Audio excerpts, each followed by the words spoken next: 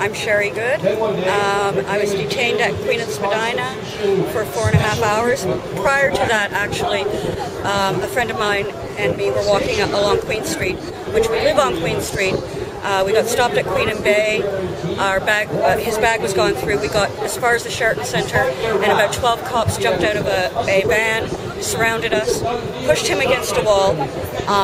He's almost 60 years old. Said that if he made the wrong move, they would shoot him, they would break his hands. They broke his iPhone. We then went to get a drink because we were upset.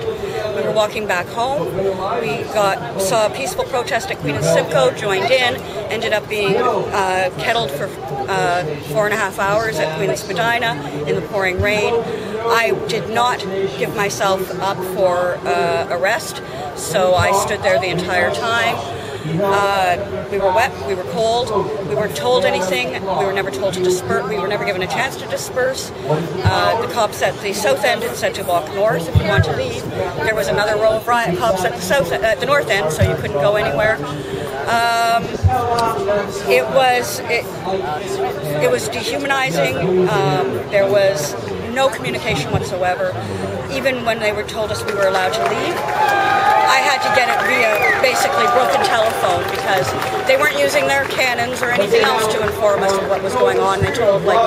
They were yelling over all the noise about what could happen. Everybody there figured that we were going to be arrested, but especially when they started bringing in buses and buses and buses. And we were resigned to it, but the people I was with refused to give themselves up. Many people gave themselves up because they were cold and they were wet, and they also did their typical tactic of running into the crowd and grabbing people as well. So in the end, there was about 60 or 70 of us that so you last till the end. One of my friends did as well, yeah. We were just allowed to leave, and as we were leaving, 2 cops on bicycles told me to have a nice evening. How sweet. Thank you very much. The nice part of the story, which I will tell as well, is that I got a cab to go home. The cab driver was from Afghanistan. We were soaking wet, obviously, making a mess of his cab, obviously.